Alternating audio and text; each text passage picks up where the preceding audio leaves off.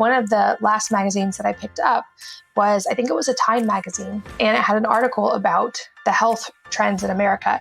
And one of the first lines in the article was that for the first time in 2 centuries, the current generation of children would have a shorter life expectancy than their parents.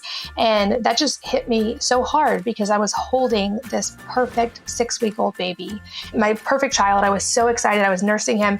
And to imagine like what this article was talking about, what his generation was going to face in like the increased autoimmune disease, which I didn't even know at the time that's what I was going through, but an increased risk of cancer and diabetes and obesity and heart disease. So that just really hit me hard. And I've always been the rebel. So in my head, it was kind of my moment of like, no, I'm not letting this happen. Like, hold my beer. We're going to fix this. Like, not happening to our kids. Welcome back to the Essentially You podcast, all about reinventing your health with safer, cheaper, more effective natural solutions and powerful lifestyle changes so that you become the CEO of your health. I am your host, Dr. Marisa Snyder. Today, we are appealing to all of the mamas in the house, which I know you are out there, with my special guest, Katie Wells, also known as the Wellness Mama. Now, before we jump into this amazing interview with Katie, I want to share with you a really incredible resource that I created to empower moms with natural solutions. Over the years, I have worked with a lot of amazing wellness mamas and was inspired to create a book that really addressed everyday health concerns. Because I learned that the primary concern for you as a mother is making sure that your family is in good health and that your home is a safe environment, which I know can be a difficult task today, given the increasing toxic world that we're living in.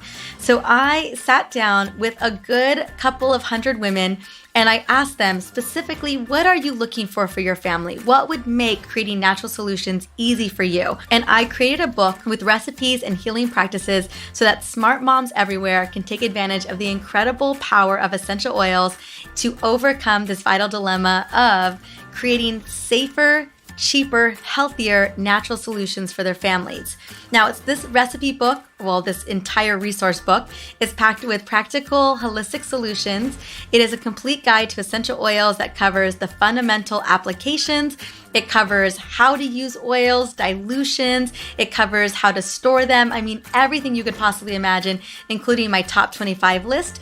And then I get into the nuts and bolts of the book where it goes into everyday health emergency recipes, like things from head tension to allergies to cuts and scrapes. I mean, name it. I have recipes for all of it. How to make over your medicine cabinet, how to make over your cleaning cabinet, and then last but not least, how to make over your personal care cabinet as well. So you really create a non-toxic environment for yourself and your family. And then I also have chapters on emotional and mood support. I have a chapter on self-care rituals because you guys know how much I love that. And I have a chapter built in on hormone support as well. I've got recipes for hot flashes, adrenal, thyroid, instant energy. I mean, name it. I cover the gamut. And let me tell you, I use the recipes in this book practically every single day. Well, not even practically, definitely every single day. And I'm super excited to be able to provide this really incredible book with everyday emergencies and on-the-go first aid for whatever you could possibly want. Now, I will be linking to the book in case you want to grab a copy. I believe it's under $11 on Amazon, and I will have the link in the show notes for this podcast, which is episode number 24. All right, now that I've shared my wonderful resource with you that I can't wait for you to take advantage of, let's talk about how to become a wellness mama.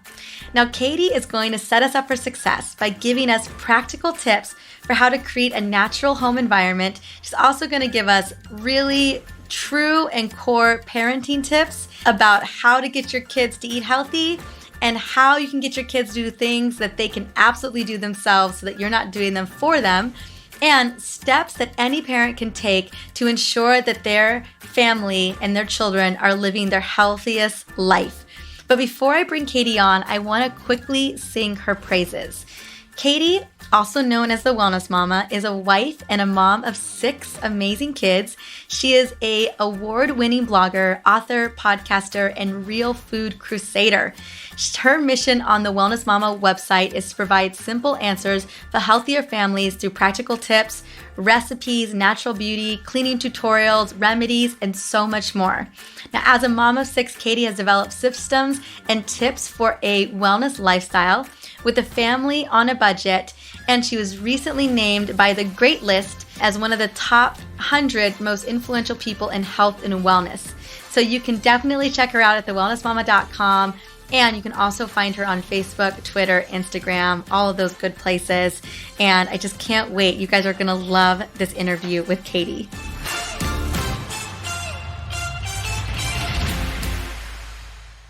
Welcome, Katie, to the Essential You podcast. I am thrilled, beyond thrilled to have you on today. How are you doing, girl? I am great. Thank you for having me. I am excited to chat with you, and I think it's going to be a fun conversation. Me too. I think we're going to have a really good time. Well, one of the things I love to really focus on in these podcasts is really getting to know you and your story. And I know that a lot of women and moms have been reading your blog for quite some time, including myself. Girl, I am always pulling up recipes from your blog, the Wellness Mama blog. But I would love to know, clearly so much heart and love and commitment goes into that and all the research that you do. I would love to dive into that story about what put you on this course, what had you so committed to really changing the lives of women around the world. Yeah, I'm happy to share. So to be honest, it's not the course I thought my life would take when I was younger, but then I guess most of us end up taking a different course than we think when we're starting college. But for me, it was, looking back, it's easy to see the pattern now, but I've always been extremely type A and very driven. And so in high school and college, I was in every activity and extracurricular possible and took a full course load. I think in college, I had like 26 or 28 hours one semester and just like really pushed myself, which meant I wasn't sleeping. And I was just eating junk food on the way to and from classes, if I ate at all. And I was not sleeping, stressed out all the time.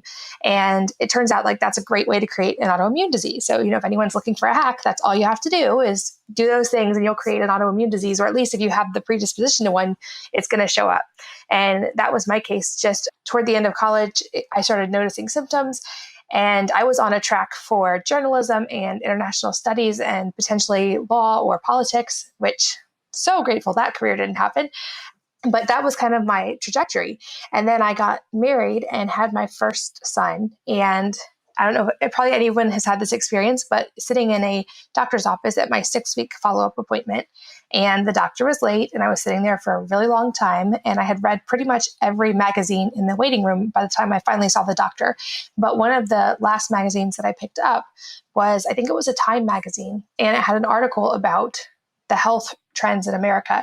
And one of the first lines in that article was that for the first time in 2 centuries, the current generation of children would have a shorter life expectancy than their parents. And that just hit me so hard because I was holding this perfect 6-week-old baby. And my perfect child. I was so excited. I was nursing him. And to imagine like what this article was talking about, what his generation was going to face in like the increased autoimmune disease, which I didn't even know at the time that's what I was going through, but an increased risk of cancer and diabetes and obesity and heart disease. And, we see these graphs and we know. And so that just really hit me hard, and kind of, I've always been the rebel. So in my head, it was kind of my moment of like, no, I'm not letting this happen. Like, hold my beer. We're going to fix this. Like, not happening to our kids. And at that point, obviously, I had no plan for how that would tangibly happen. And I was still trying to figure out my own health problems as well. But I started this journey of doing a lot of research. My journalism background served me well there, and just trying to figure out, A, what was wrong with me so that I could be a healthier mom for my son. And then also basically trying to delve into the data of why are we seeing such a rapid rise in all these problems, and why are our kids going to have a shorter life expectancy than we are? Like, that's not normal. That's not the normal path of history. So why are we seeing this now? And just started uncovering things over time. And my husband, thankfully, is a tech early adopter. And he encouraged me to start blogging. Ironically, he wanted me to start a political blog at the time. And again, grateful that did not happen. But I started blogging about health as I was learning it, and as I went back to school for nutrition, because I felt like partially I was, a new mom stuck at home and was kind of searching for my own community and for other moms. But also as I learned these things and they weren't being widely talked about like they are now, I just felt like I needed to share them. So that was about 10 years ago that the blog really kind of got started. And since then, it's been me learning as I go and just sharing it with other moms who are learning as they go. But the really cool part is, because I always say Wellness Mama is not just me. Like, I'm not Wellness Mama. Every woman who's willing to do this is Wellness Mama. And in those 10 years, like, there are so many moms who are doing this on the front lines every day, who are choosing natural options for their family and cooking real food. And, their kids eat vegetables and they're all getting enough sleep at night. And just these little baby steps that moms are making across the country and across the world. Like, I actually have so much hope that we really will change that trajectory for our kids, because certainly it's not something I can do, but I have absolute faith that as a group, women and moms can. I think we have incredible power that we don't even realize sometimes, not just logically that we control so much of the purchasing power in our country and half the voting pool and all that, but in the fact that we are shaping the next generation and we have the ability to teach them solid skills that will serve them throughout their life and give them a solid nutritional foundation and a healthy start in life. And so that's been the most amazing part for me, is just seeing that community become so much more than I could have ever thought at the beginning, and so much more beyond me, and just to see the changes that are happening. I love the beginning of your story, because I feel like I was just sharing that story a couple hours ago. Same thing in college and in high school. For me, it didn't become an autoimmune condition. It became adrenal burnout and severe hormone chaos, which again, some similar. So there are some autoimmunity that dumps right into those hormones. But my gosh, I was like, yeah, oh my gosh, I totally relate to that in that moment. And I love that you had that moment where that mission became bigger than yourself. Now, one of the things that a lot of people may not know specifically is your real focus on nutrition. And what gets you fired up about that? Yeah, as I started, I'm also really a huge data nerd. So I've always been a spreadsheet person, and I've always, like, with researching and journalism in college, I would get access to all these forums and places where you could see studies and like demographics of what was happening in our country. And I was fascinated by that. But the reason I ended up going back to school for nutrition was because I realized, like, the patterns, if you try to dial down what was changed so much, so drastically in our country and in our world in the last few decades, and why we were seeing these spikes, the food changes lined up perfectly with that. And obviously correlation doesn't equal causation, but it was a stark enough correlation that it made me want to look into it. And when I just started delving into the drastic differences and the like confusion when it comes to nutrition and all the like crazy collusion that had happened throughout the years, and why we all thought sugar was fine and fat was bad, and just all these things that had happened, it just got me really fired up, and realizing that we now have this entire system, this entire food system that is controlled by lobbyists and is largely marketing mostly to our children, who think that they're supposed to eat off of kids' menus where nothing is real food. And we somehow think it's normal that kids don't like vegetables or want to eat real food. And that's just okay because they're kids. And that doesn't exist in other parts of the world. And like the French would laugh at that idea. In other countries, children eat the same food as grownups. They don't eat off a special menu. And just realizing that that was what was largely targeting our kids. And it's something that moms could easily take control over and change in a day in their family. Like, if they made that change, they can control what goes on their dinner table. And so to me, that was a really just a strong point of power for women to start from. And it also was the springboard into realizing that, so nutrition is a huge factor and definitely a very high correlation, but it also springboarded me into researching things like all the chemicals that we have in our home and how many of those are actually safe around children, and what are they putting into the air, and like, why are there flame retardants in kids' pajamas? Just like, it kind of led to that cascade of research. Oh my gosh, absolutely. And I agree with you on all of that. And it's so true that we just don't realize that other countries, children eat the exact same foods as their adults. There's no conversation around it. There's no trying to convince your children to eat it. It's what they're served. Such a different way that we've marketed and lobbied towards our children, even with advertising placement, like just all the placement. I think about when I was a kid, all the things that I was attracted to because they were right in my eyesight. And I love that such a big part of that conversation is you helping women to become CEOs of their household through nutrition in particular. So thank you so much, because I know how challenging that can feel for so many moms out there. Yeah, absolutely. And I think the easiest starting point too is just to realize our mindset passes on and teaches so much more than even like what we do. And I realized that even in my own life, because I was already from the beginning trying to be as healthy as possible and to raise my children as healthy as possible. But with my first child, I listened to the doctor and we did rice cereal. And then I was introducing vegetables and kind of had this like, oh my gosh, I hope he's going to like vegetables. And I had this like timidness about me, and like was really trying to get him to like them, which made him like, why is mom acting weird? And all that. And so I just had this weird thing of thinking kids aren't going to like this kind of food, and realizing now, like having been through 10 years and all these mental shifts myself, our youngest now, she loves sardines and mussels and clams, and she'll eat anchovies and salad and any vegetable you put in front of her because she doesn't know any different and she loves it. And I'm never with her have thought like, oh, I wonder if she's going to like Brussels sprouts. I mean, that's an easy thing we can address instantly, even without changing the food at all, is just how we're approaching getting them to try new things. And I think also for us as adults, parents, moms, dad, anyone, they do look at what we do more than what we say. So it's also us learning how to not just eat, but to actually love the healthy food as well. Yeah. Isn't that the big thing, right? Because our kids are watching everything that you're doing. And it really starts with us too. How we eat, what we eat, how we enjoy it. I mean, they're going to love what we love. Absolutely. Like every parent has probably had that experience where they made food for themselves and their child. They put some food on the child's plate. It's the exact same food, and the kid wants to eat off their plate. So like that's a great way to get a child to eat it, is to start with yourself. I love it. Now, I know that there's a lot of moms who love and are so inspired by you. And I bet they feel like, oh my gosh, she must be a superwoman managing all of this, creating this natural environment, this non-toxic household, these healthy, nutritious meals. I mean, all of it. And I'm sure there are some mamas who are like, that is so great, but that definitely feels overwhelming. So could you walk us into your life on the day-to-day? Because I know that you've got 6 beautiful kids and you're managing this amazing wellness empire.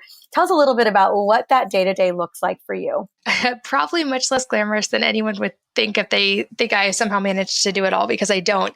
That's the first thing I'll say. Right now, I'm still in workout clothes from this morning, and I'm going to be cooking dinner in like 20 minutes. So definitely don't do everything perfectly all the time. And I don't have perfect parenting days every day by any means. But what has helped me a ton is to have systems in place. So back to the whole me being a spreadsheet nerd, I have like I have systems and checklists for everything. And that's become as much a survival thing with having this many kids as just as a luxury, basically. And I am grateful for that, because what I realized early on was that it wasn't the actual doing of the things that was causing me the stress. It was the thinking about the doing of the things and trying to keep track of all the things, because moms know, like we have in our head at any given point, not just what we're cooking for dinner and how are all the kids doing and what activities do we have to go to, but we have to know the kids' clothing sizes and shoe sizes and when they have doctor's appointments and when we're going to do laundry, and we're managing the emotional responsibility for all of that. And so I was like, well, I can't get rid of having to actually, cook food for my children or buy them new clothes or make sure their shoes fit. But I can make a time and a place for activities, just like you would make a place for things in your home, so that when it's not their time to be worried about, I don't have to think about them. So that was a big thing for me early on, was just creating the structure in our life where laundry happens when it happens. And when it's not happening, when I know it's not scheduled, I'm not worried about it because I know it's going to happen. And I know what the meal plan is because I do that every week and it's like clockwork. And so that was the huge part. The realization for me was not just trying to figure out how to get it all done, but just to create the mental space by everything having its time and place to go to. That said, like days are still really busy, and especially we homeschool as well. So usually it's like a pretty early morning. We do breakfast as a family, and one tradition we have is we start our day with gratitude. So we all talk about things we're grateful for. And we also watch 3 TED Talks together. And this was the recommendation from a friend. And we've totally integrated this because our thought with homeschooling is that we don't want to just take school out of a classroom and bring it home, because we want to raise our kids in a way that teaches them to think outside the box and to also fix some of these problems in our world. It's the idea of not just trying to make the world better for our kids, but also leaving really good kids to help make the world better. And so our friend suggested watching 3 TED Talks in the morning on completely unrelated topics, because he said kids have an amazing natural ability to connect the dots. And if you start just showing them unrelated topics, maybe it's like robotics and pollution in the ocean and positive thinking or whatever, they're going to start trying to draw connections between those. And maybe one day they're going to be the person that invents a way to clean the ocean of all the plastic with robotics. Who knows? But just giving them those amounts of knowledge and realizing that they're getting in 15 minutes basically that person who's the best at what they do, their life work summed up in 15 minutes, and that they can take those nuggets and hopefully they can then think critically and connect the dots in new and unique ways. So that's a really like cornerstone of our morning. And then we do school, which with homeschooling, I have to actually give so much respect to parents who don't homeschool, because I know like the whole school routine and driving kids is a huge commitment. And I'm amazed by moms who could do that every day. I'm still in my pajamas at like 10 in the morning most days. But we do school and usually finish by lunchtime. And then after family lunch, the kids have, depending on their age, either nap time or playtime outside or reading time. And so that's kind of more work time for me. And when I do things like right now, recording podcasts while I watch my kids ride their bikes out the window. So that's kind of my only really work hours. And then we circle back at dinner. If there's any activities in the evening, we do those. But we really do try to make family dinner a huge priority, because again, back to me being a data nerd, if we can do all the right things for our health, but community and really solid social relationships are the biggest predictor of longevity. And there's a huge inverse correlation with like mortality from all causes. Like having good, solid relationships in your life is more important than quitting smoking. It's more important than exercise by a twofold measure. Like it's a drastically important thing. So we made the decision that family dinner is a non-negotiable, is something we focus on. And that may mean a lot of days we actually invite another family over. So we have even more interaction and social communication, but we always prioritize family dinner. And then we do, the whole bedtime routine and bath and stories and all that. And sometimes my husband and I will work a little bit after the kids are in bed, but we've been trying to get better about making that self-care time. But then that's also when I do the meal planning and the pre-prepping food for the next day and then making all the household products and all that. So we keep a pretty structured life, but it also gives us a lot of freedom in that sense. I want to be in your home, Katie. I need a little bit more structure in my life. It's so funny. I was a biochemist for years, so I was a scientist, but I was a scientist who did not like spreadsheets. I loved the research, but I am just not as organized, and so I just love it. Now, I want to get into that point. What you said is a little bit about that self-care. So what does some of the self-care look like for you? Because I know there's a lot of fluffy ideas around self-care out there that just seem very unrealistic. So what does self-care look like for you? Yeah. So you mean, obviously we should be sitting on the couch eating bonbons and getting foot massages. Right? No, that's like, like fanning us. Exactly. Yeah. Or running like a big 1 hour bath, with bubbles. Like, I'm just like, who does that? But I know people do. But yeah, what does it look like for you? It does vary depending on, I try to kind of listen to my body as much as possible, but usually it's just something like we have a really small sauna that we use. And so I'll get in the sauna or just listen to an audiobook or read a book. Those are both really recharging for me. Or it can just be conversations with my husband or occasionally a bath, but not an hour long. Or it could be going for a walk, because sometimes when the kids are in bed, we'll alternate out and go for a walk or things like that. I feel like that's one of those things you really do have to listen to your body. But the big one for me that's also a non-negotiable that I should have worked into the whole afternoon recess time is getting sunshine every day. Or even if it's cloudy, just getting outside and getting like 30 to 60 minutes of bright light. Because even if it's cloudy, it's so much more diverse and bright light than indoor light, which we don't even realize. And that for me is like a huge component of mental and physical health. So I think self-care doesn't have to be elaborate. It doesn't have to be getting massages all the time or doing cryotherapy or myofascial release or any of that, even though I've done all those and they're awesome. But I think it's actually more the day-to-day little stuff. You can also incorporate just like 5-minute stuff. Like there's things like Heart Math, which is a heart rate variability trainer. It takes 5 minutes and it kind of like teaches your brain to meditate, because I'm not really good at turning off my brain and meditating, and that helps. Or maybe it's a rumble roller and you're just going to like foam roll your muscles and get some stiffness out. Or maybe you're just going to stretch for a minute and like do a really short stretching video, something like that. So I think we can kind of build up self-care in our head and think it's going to be this long, big ordeal. And then we tend to put it off because it seems like another thing on our to-do list, or it's too hard to get away, or we can't go to a massage because of either budget or time. And so I think for moms, at least, and for women, it's just working in those little things that you can in your day, however they fit in. And that's what works for me. Absolutely. I mean, I even think of self-care as something like making tea or matcha tea. I have oils at my desk where I'll just breathe them in. I love the Heart Math app as well. So yeah, I think sometimes it can just be those couple of minutes to kind of give yourself that moment. Also, I think showers are self-care, although they're necessary. I like to just spend time just taking care of myself in the shower. So just a little bit extra time there. So I love those ideas. And I love that you're able to interweave them into your day. I mean, I think for everything to work for you, it really needs to run like a fine oiled machine. It does. And any mom who's had a newborn will say showers are a luxury too, even if they're a necessity. But I think the other key of that for any moms who like want a practical side is that like I don't do everything around the house either. My kids are very much involved. We have a motto with our kids that we don't do anything for them that they can do themselves. So once they can tie their shoes, I don't tie their shoes. And once they can go to the bathroom by themselves, they go to the bathroom by themselves.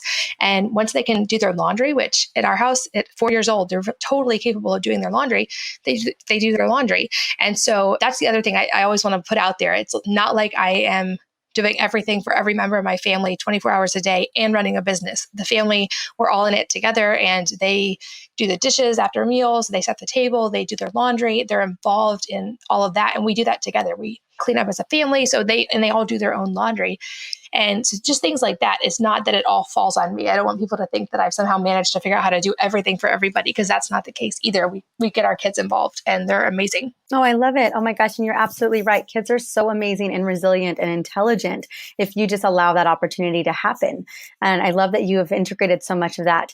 Now, another question I wanted to ask, this is kind of an off the topic question from some of the things I was thinking, but when it comes to these meal plans, what is the focus for the nutrition? Like, let's say, what's the focus for dinner tonight? I would love to know what you're doing for dinner in 20 minutes. Well, kind of, I keep everything, like we have sort of a framework that I follow. And so it varies by meal, by season, and by the time of the year. And then also just based on, like, we'll change it out for fun. But basically, like, we have kind of a 3-month rotating schedule.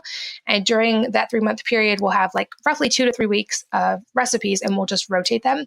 So that simplifies the meal planning stuff. And then that's all focused on seasonal foods at that time, which keeps the budget down and also makes sure we're getting more nutrient dense foods. But we take kind of an unusual, I would guess, approach compared to a lot of families, in that breakfast is always some kind of like vegetable stir fry that has some protein added in. But we try to start the day with at least like 4 or 5 different kinds of vegetables in that, just for the micronutrients. And because like our kids are so active that keeps them full. And so that's always in the morning. I don't have to think about it. And whenever I go to the store, which is once a week, I pre-prep for all of that. So I pre-chop the vegetables, and there's always like chopped Brussels sprouts and zucchini and asparagus and mushrooms and onions and everything we would normally use in the fridge. So I can just dump them in a pan and saute them with some oil and add some meat, and we're done, versus having to like get out the cutting board and chop everything. And kind of the same thing with lunch. Lunch almost always centers on a salad, and it's kind of like a make your own buffet at our house. So I get all the containers with all the pre-chopped vegetables and sauerkraut and pestos and nuts and whatever, and the kids can just assemble. And we add some leftover protein from a meal the night before or sometime that week, and we're done. So those meals are very low effort for me and very high nutrient for us. And then dinner is the one meal that we like cook together and enjoy together. So tonight I've got some like meat pre-prepared. So we're doing like a Korean beef stir fry. I'll probably make rice for the kids because our kids run like 10 miles a day in our neighborhood. It's insane. So they're starving and need the carbs. And then just add in lots of vegetables. We do a lot of pestos this time of year because we're in the kind of like springish rotating meal plan. So I've been doing like cilantro pestos or parsley based pestos and adding that to a lot of meats and stuff for flavor and things like that. But it really is like really simple stuff. I don't get too complicated most of the time. And I'm a big fan of meals that can cook in one pan and that take like under 20 to 30 minutes. That's our kind of go-tos. Girl, I follow you on Insta, which everyone should. It's Wellness Mama right on Insta. Yeah. And I saw a picture just the other day of one of your salads, and it looked incredible. And I think that there was a pesto on there as well. So I just love that. So if you wanted to get a sense of what she's doing, girls, go to her Insta account and check it out, because there are some fun pictures of really what you're doing on a day-to-day basis is happening right there. So that's a lot of fun. Awesome. Thank you for sharing. Yeah, I would love to see her on Instagram. Well, I just saw that picture because I saw the sauerkraut, I saw the pesto, and I was like, ooh, I need to find out if she's got that pesto recipe. I just love pesto. I'm technically Latina, but I feel like I'm Italian, and so I just love pesto recipes. I wanted to just share if they wanted a piece of what that looked like. Okay. So I'm sure you have mamas writing to you every day, women and mamas trying to figure out where to start when it comes to natural solutions for their families. And so what do you recommend? Where do you recommend getting started for these moms? I mean, clearly you've got amazing do-it-yourself recipes. You've got lots of tons of great research. You've got other recipes. What has been the first needle mover that you love to share with moms, or do you just let them kind of figure that out? I think it partially depends on where they are in their journey, because we definitely have a really diverse group in the community. And there's there are moms that are so much more crunchy than I am. And then there's moms who this is like all new to them. And they're like, what? Your kids eat asparagus? How does that work? And they're starting really more from the other side of the spectrum. And so I think it partially depends on where you're coming from. It kind of in each category, there's some easy resources to get started. And I kind of have like a whole library of ebooks that are free that just kind of walk you through the baby steps. But in general, like people can Google Wellness Mama medicine cabinet, and there's a whole like natural remedies list of what I use. And there's a natural cleaning one, same thing. Just Google Wellness Mama natural cleaning, and it's got a whole checklist there. But I also think don't just start reading through the website, because it is easy to get overwhelmed. And this is like 10 years of work for me. It's not anything that happened overnight. So I always tell women, just pick a few things to start with, like little baby steps, and just integrate them one at a time, because truly like that is the biggest thing over time, is just taking those little steps versus trying to jump in and get overwhelmed. And I mean, how much of a metaphor for life is that? Like we tend to try to do that with everything, just like tackle everything at once and then get overwhelmed and give up. So I think it does depend on where they're coming from. But I would say some easy ones, like to whatever degree possible, you can start just adding more vegetables to meals if you're talking about food. I think that's like the one nutrition thing that we can all agree on. I think like vegans and paleo and keto, like everybody loves green vegetables nutritionally. So if that's the only thing you do, that's awesome. Or if you just start cooking at home a little more versus going out and having family mealtime, like that, statistically, it seems like such a simple thing, but just having that time with your family and community is one of the biggest needle movers for health and for your kids and for the future. And that's something we can all do and make time for at least a couple times a week. So that would be my encouragement, even though it's not strictly what you would think of as health advice. I think it's a huge component. And I think we're losing so much of that community aspect in the modern world, because everybody moves away from where they grew up, or often do. And we don't have these kind of nuclear communities that people used to grow up with. And I think that if we can just make that effort, even though it seems like such a simple thing, it will have a big impact as well. One of the things you mentioned that I think is so powerful is that there's so much that comes into cooking at home, and the choosing of ingredients, the knowing what's going into your food, the moment like you get to cook with your family. I don't know, Katie, honey, do you cook with your family? I do. There's actually, people can search for this. There's a course online. It's called Kids Cook Real Food. And it's amazing. This lady's a teacher, and she teaches kids at every age group how to like get in the kitchen and actually help. How to use sharp knives, how to saute things, how to cook an entire meal from scratch. So my older 3 kids are really adept in the kitchen, and they can literally cook an entire meal without any help from me at all. And I think that's a huge key, because that's a life skill. Like I read an article last week that there is now like remedial school for kids who are graduating high school and don't know how to like cook anything or fold sheets or wash clothes. And definitely, like, we don't want our kids to be in that boat. So we try to get them involved and let them take responsibility, especially if they want to, as young as they're able, just because I think it teaches them incredible independence. And they also have then valuable life skills that they'll be able to use the rest of their lives. Absolutely, right? They're not just stuck in college, not knowing what to do, like a deer in headlights. So many kids, that's the case. The biggest takeaways from this particular interview is that communal moment that you guys all gather no matter what is happening with healthy food, and you're able to spend time with your family in creating those really powerful relationships. I think, we lost so much of that when we started moving over to fast food, making things so efficient and so easy that people stopped eating together, people stopped cooking together. I love that that's one of your big takeaways here, is bringing that back, because I think there's so much research on the longevity of just bringing that habit back into play. Yeah. And I think people don't even realize, like, I look back on my own childhood, and we were more rushed, and I was in a lot of activities. And so the times that we got together as a family, and like even with extended family, they were such special times, but they also almost all included really junky food, because it was birthdays or celebrations. And that became a mental connection. And I don't really think people think about that much, but when we like get in this fast-paced life, the only times that our kids have that like really great connection, they're always associated with the celebration, which is also associated with junk food. And then we get kids growing up, and they make that association when they're upset and they want to feel better, they turn to junk food. Whereas our thought is, if we can make those associations happen every day, but with just the community or with really healthy food, then hopefully that becomes what's ingrained versus like, oh no, I'm stressed, I want ice cream. Absolutely. You're right. We're totally conditioned to think that those family moments, even today, I don't know if you go, you hang out with your family outside of your own home where you're really controlling what goes on. But when like I go to Christmas or Thanksgiving, oh my God, it's just a spatter of cookies and just sugar. Let's be honest. It's all sugar. And sugar is my sworn enemy. We decided we were enemies a long time ago. It definitely doesn't serve me. And it's so crazy, the amount of pressure and so much goes in the conditioning that has happened around these special events since we were kids. And clearly our whole family is involved in it and everyone's on that train that I call it the sugar train.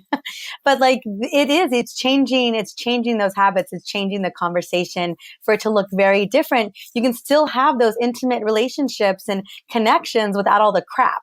Exactly. Yeah. And I'm 100% with you. I've taken a lot of flack for saying like there's no biological need ever for sugar. And you actually can live entirely without it. Even if you have kids, they don't have to eat food dye and sugar to be normal children. And like we don't even really do birthday cakes at birthdays because, again, we're trying to make the positive associations with the community and the family and the experiences versus like the sugar. And so we have a tradition of doing like an experience-based gift. So when it's their birthday, they get to pick an activity to do. So we've had kids like pick to swim with dolphins or to go fly kites. Like that was our 2-year-old's thing when she turned 2. She wanted to go fly kites, things like that. And so we try to build it in that like those are the happy times, like doing things and the being together and hanging out versus just like birthday cake. Absolutely. Yeah. And then you just don't feel good after it. No, you and I are on the exact same page when it comes to sugar.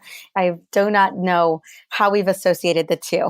So I really agree. I always tell people if you come and stay with us, which we love to have people come over, we love to have people over, but we don't have sugar in our house at all. We have no sugar in the house. So my mom, I don't mean to call her out on this interview, but my mom never wants to come over to my house because they don't have sugar in my house. She cracks me up and she knows better. Okay. Another question I wanted to ask, I know we're getting closer. What has been your biggest struggle for maintaining just the home that you wanted to create for your family and really supporting your kids on this wellness journey? For me, my nemesis is still the stress and sleep thing because my default is to just like I'm a workaholic by nature and I'm in recovery. I'm getting better, but I would just stay up and work late at night because I love it and I love the community and then not sleep. And I know that my health really suffers when I get that kind of stress. And so that's been the hardest health lesson for me. And it flows over to the kids too, because any mom who has missed a ton of sleep with a new baby knows like you're so tired. If you're tired, you're grumpy, you're not your best with your kids, you're more likely to yell or snap at them or just be grouchy. And so for me, I'm still a work in progress, but tackling the sleep and stress component has been the biggest challenge by far. I imagine. Absolutely. And then my last question for you, probably my favorite question to ask is if you could just pick one healthy habit, daily habit that you do, or a natural solution, whatever it is that you're doing that moves the needle for your health every day, what would that thing be? What would be the thing that you could not give up no matter what? That's a tough one. So I'm going to cheat and name 3, and then I'll try to figure out which one's my favorite. I love 3, but please give 3. So I think the first is like the starting the day with a good mindset, which is for us like the gratitude thing, because I think your mindset does make so much of your reality. And I think that's been a huge needle mover for us and in our kids' attitudes as well every day. So that one I would have a really hard time giving up. Also the just making sure to get outside every day. I probably one of those that would tend towards the seasonal affective disorder. If I didn't do that, like I have to have daylight, I have to have sunshine.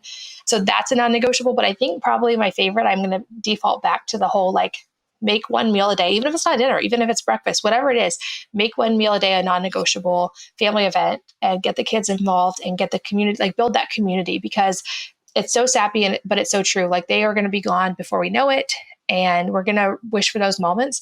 So just take the time and savor them now while they're there. And I think that's been the big takeaway here during this interview has really been about how important that is. And the research that you showed or shared with us about how long that connection really can demonstrate more longevity than giving up sugar or cigarettes or eating a healthy diet, whatever that may be, that our relationships and our connections are what's going to keep us living longer. So I love that. And I think that makes so much sense. Well, my dear, I just have so many more questions, but I know we both got to get going. What I wanted to do is I wanted to let everyone, if they didn't know where your website was, is to go to thewellnessmama.com to check her out. And I love that you gave us some cheat sheets on where to get started because you're right. Your website is incredible. And I have gotten lost in your website before where I'm just like going blog to blog. I just click more things as I go. And then like an hour goes by and I fell into the vortex. So I love that you gave us some cheat sheet options. But then you have a podcast too, the Healthy Moms Podcast, which is incredible. So if you guys are looking for more of Katie's incredible wisdom and just how she dives in with other experts, this is going to be the place that you really go and check her out. And if you do love Insta, find her on Insta as well, because her pictures and her quotes are so hilarious. I crack up sometimes when I read some of your quotes, girl, because they are real. That's real talk that you're posting. Oh, thank you. And I would love to say hi. If you guys find me on Instagram, come say hi and leave a comment. I'd love to hear from you. Absolutely. Any last thing that you would like to share before we go? And if you don't have one, no worries. Just encouragement to any other women listening, because we tend to be very hard on ourselves, which is also not great for our health. So just the encouragement that, especially if you're listening to stuff like this and you're working on self-improvement, you're doing an amazing job, and your baby steps are actually huge leaps and bounds. And together we're making huge strides in the world. And I'm just so appreciative for everybody who is on that path with us. Awesome. I love it. I love that encouragement.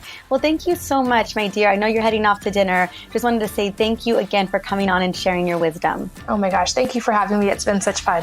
Mm-hmm. I don't know about you, but I took so much away from our conversation that I can't wait to share with my fellow mamas out there.